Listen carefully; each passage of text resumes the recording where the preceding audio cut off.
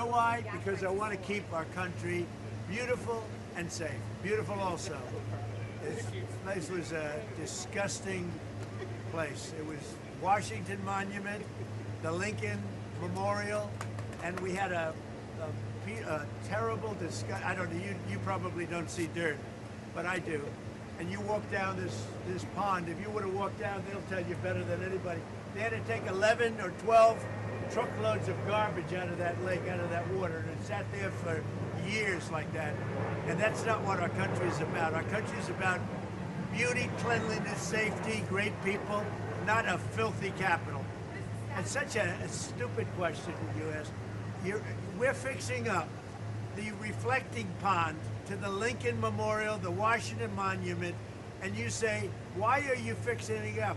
Because you can understand dirt maybe better than I can, but I don't allow it. This is one of the worst reporters.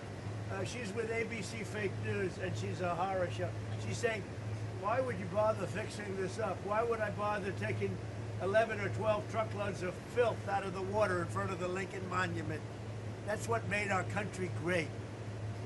Beauty made our country, people made our country great. A question like that is a disgrace to our country.